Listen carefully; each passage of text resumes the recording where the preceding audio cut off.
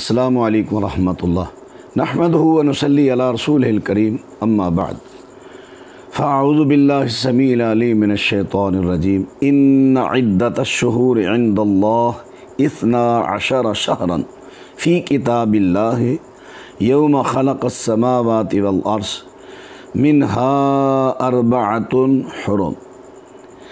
اللہ تعالیٰ کے نزدیک جس دن زمین و آسمان کی تخلیق ہوئی اسی دن سے جو اللہ کی کتاب میں لکھا گیا سال کے 12 مہینے ان میں سے 4 مہینے حرمت والے ہیں۔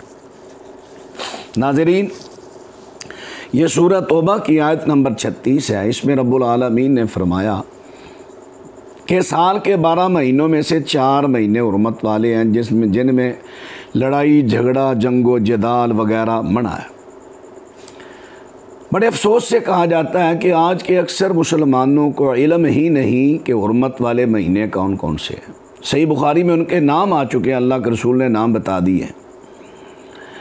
وہ مہینے ہیں رجب اور اسی طرح ذوالقعدہ، ذوالحجہ، محرم۔ یہ 4 مہینے ہیں حرمت والے جن میں جنگ و جدال لڑائی جھگڑا منع ہے۔ لیکن ہمارے مسلمانوں کا عالم یہ جیسے عام دنوں میں ساس بہو کی لڑائی، اسی طرح بھائی بھائی کی لڑائی، اسی طرح بہن بھائی کی لڑائی، ہمسایوں کی لڑائی، محلے داروں کی لڑائی، دکانداروں کی لڑائی، جس طرح عام دنوں میں معمول سے جاری اسی طرح ان مہینوں میں بھی ایک ذرہ سا بھی فرق کسی نے نہیں رکھا، ذرہ سا بھی اکثریت میں۔ اس کی وجہ لوگوں کو معلوم ہی نہیں کہ حرمت والے مہینے ہیں۔ بس محرم آتا ہے جو ادارے قانون والے حرکت میں آتے ہیں اس وقت پتہ چلتا ہے کہ یہ حرمت والا مہینہ ہے، اس کے علاوہ نہیں۔ میرے بھائی، جس طرح محرم حرمت والا ہے اسی طرح یہ مہینے بھی حرمت والے ہیں۔ خدا کے لیے ان کی پہچان کیجئے، ان میں اپنے گھروں میں واعظ و تبلیغ کیجئے، ایک دوسرے دوستوں کو پیغام دیجئے کہ ان مہینوں کا احترام کرنا ہے، لڑائی جھگڑا جنگ و جدال نہیں کرنا۔ قرآن پاک میں رب العالمین نے ایک جگہ فرمایا والفجر ولیال عشر، مجھے فجر کی قسم، مجھے 10 راتوں کی قسم۔ اکثر مفسرین نے کہا ہے ان 10 راتوں سے مراد یہ ابھی جو حرمت والے مہینوں میں مہینہ چڑھا ہے ذوالحجہ کا، اس کے پہلے جو 10 دن ہیں ان کی اللہ تعالیٰ ولیال عشر، مجھے 10 راتوں کی قسم، یہ وہ راتیں ہیں جن کی اللہ تعالیٰ قسم اٹھا رہا ہے۔ یہ دن اتنی فضیلت والے ہیں۔ نبی کریم صلی اللہ علیہ وسلم کا ارشاد گرامی ہے، فرمایا مل عمل فی ایام العشر افضل منہا فی ہذہ، فرمایا پورے سال میں جو اعمال صالحہ کیے جاتے ہیں ان کا بھی ثواب ملتا ہے، لیکن ان سب سے زیادہ اعمال صالحہ کا ثواب ملے گا تو ان 10 ایام میں۔ افضل یہ اس میں تفضیل کا صیغہ ہے۔ فضل کا معنی ہوتا ہے زیادہ ہونا، بڑھنا۔ افضل ثواب میں زیادہ ہو جاتے ہیں، بڑھ جاتے ہیں اعمال ان دنوں میں۔ یعنی آپ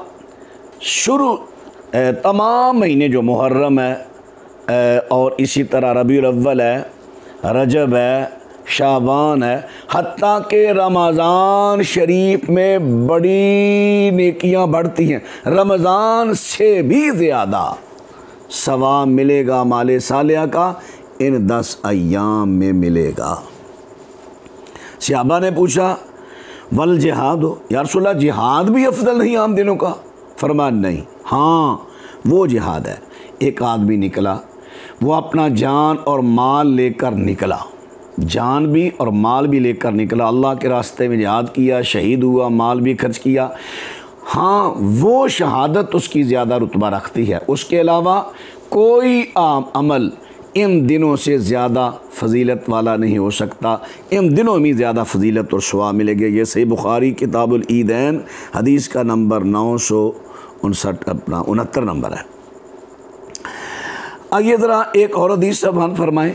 یہ جو 10 دن ہیں ان کے روزے بھی رکھنے چاہیے، جیسے کہ حضرت حنید بن خالد رضی اللہ عنہ اپنی بیوی صحابیہ سے بیان کرتے ہیں، وہ امہات المومنین میں سے انہوں نے کسی ایک سے بعد نے کہا کہ حضرت ام سلمہ سے انہوں نے روایت بیان کی، کان یصوم یوم عاشوراء و9 من ذی الحجۃ و3 ایام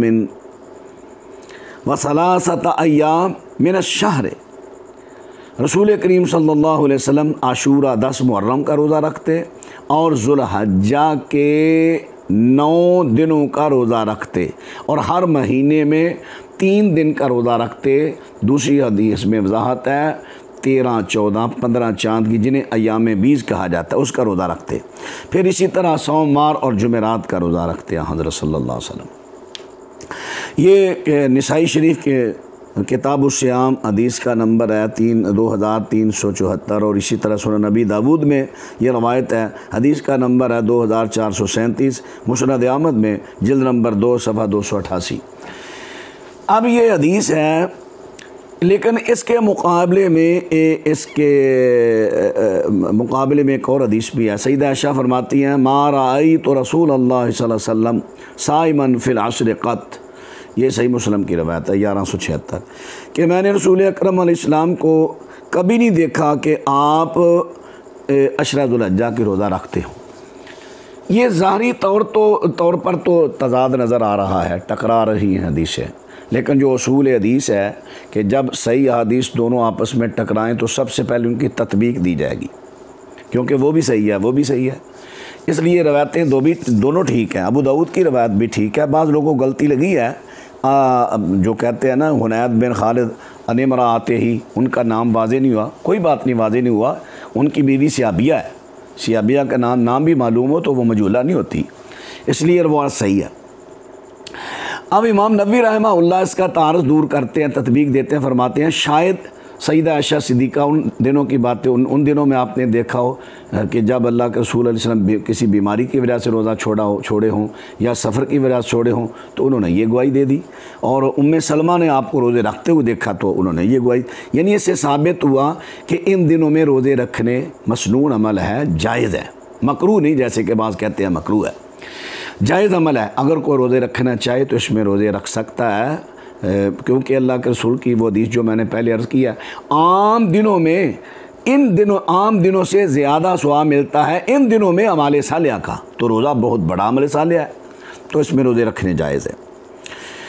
ایک اور حدیث سماعت فرمائے، نبی کریم صلی اللہ علیہ وسلم نے فرمایا انہی دنوں میں ایک دن ہے یوم عرفہ، رسول اکرم صلی اللہ علیہ وسلم نے ارشاد فرمایا صیام یوم عرفہ احتسب علی اللہ ان یکفر السنۃ التی قبلہ والسنۃ التی بعدہ، فرمایا یوم عرفہ کا روزہ وہ روزہ ہے، میں امید رکھتا ہوں کہ یہ روزہ رکھنے والے کے لیے اللہ تعالیٰ اس روزے کو کفارہ بنائے گا، کتنا؟ 1 سال پچھلے 1 سال آئندہ کے گناہوں کا، یعنی ایک روزہ یوم عرفہ کا رکھنے کی وجہ سے اللہ تعالیٰ 1 سال پچھلے 1 سال آئندہ کے گناہوں کو معاف کر دے گا، کتنا بڑا رتبہ، سبحان اللہ۔ تو میرا خیال یہ حدیث سننے کے بعد کسی کو روزہ ترک نہیں، کم از کم، اور نہیں کم سے کم 9 ذوالحجہ کا ضرور روزہ رکھنا چاہیے۔ اب یہاں میں ایک بات، یہ صحیح مسلم کی روایت ہے، اب یہاں پر میں ایک بات ذرا تھوڑی سی واضح کر دوں۔ کچھ لوگ کہتے ہیں کہ یوم عرفہ کا روزہ وہ ہوتا ہے جس دن عرفات میں حاجی موجود ہوں، ادھر کی وہ 8 تاریخ اکثر بنتی ہے، وہاں کی 9 ہوتی ہے۔ ان لوگوں کی غلط فہمی دور میں کرتا ہوں کہ حدیث تو ہے صحیح مسلم کی، حضرت عبداللہ ابن عباس کے غلام قریب کو شام بھیجا امیر معاویہ کے پاس، وہاں پر ہفتے کا روزہ بنا، اور واپس آئے تو ادھر اتوار کا روزہ بنا مدینہ میں۔ انہوں نے کہا جی عبداللہ ابن عباس سے کہا وہ ہمارے خلیفہ ہیں، دارالخلافہ ہے، وہاں پر روزہ ہفتے کا ہمیں بھی ان کے ساتھ چلنا چاہیے۔ میں مفہوم عرض کر رہا ہوں صحیح مسلم کی حدیث کا۔ تو عبداللہ ابن عباس نے فرمایا نہیں، ہم تو وہی کریں گے جو اللہ کے رسول کی حدیث ہے، چاند دیکھ کر روزہ رکھیں گے، چاند دیکھ کر چھوڑیں گے۔ اس لیے حضرت عبداللہ بن عباس کی اس وضاحت سے ثابت ہوا ہر علاقہ کی رویت کا لحاظ رکھا جائے گا، اور اس کی عقلی دلیل یہ پیش کرتا ہوں۔ آج سے 400 سال پیچھے چلیں، جب مواصلاتی سسٹم نہیں تھا، جہاز نہیں تھے، گاڑیاں نہیں تھی، موبائل فون وغیرہ دوسرے نہیں تھے، اس وقت کون میں بتاتا تھا کہ آج وہ چاند نظر آ گیا ہے لہٰذا آج عید کر لو اور یوم عرفہ فلاں دن آجی وہاں جمع. یعنی اس وقت تو تیز سے تیز سواری کیا ہوتی تھی؟ گھوڑا. کیا گھوڑا 8 دن میں یہاں پہنچ سکتا ہے؟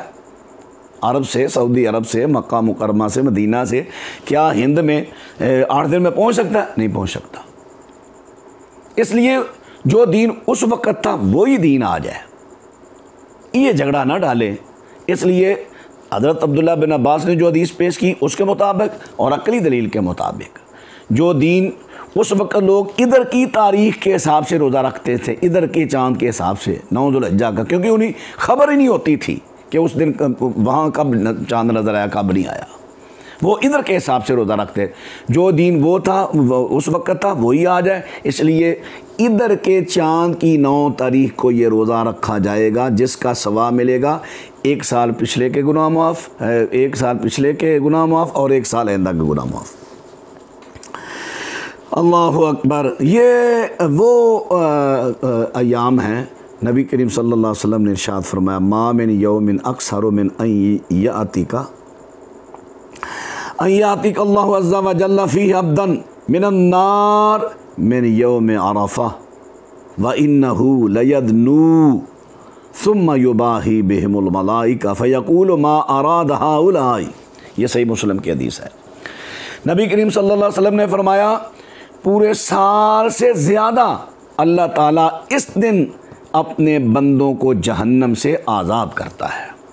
پورے سال میں بھی اللہ آزاد کرتا ہے، رمضان میں بھی بڑے آزاد ہوتے ہیں، اس کے علاوہ بھی آزاد ہوتے ہیں. توبہ کی اللہ نے معاف، جہنم سے آزادی لکھ دی، کسی نے کوئی عمل کیا آزادی لکھ دی. لیکن سب سے زیادہ جہنم سے آزادی کا ٹکٹ ملتا ہے تو اس یوم عرفہ کے دن. سبحان اللہ. اور یہ یوم عرفہ انہی عشرہ ذوالحجہ میں شامل ہے.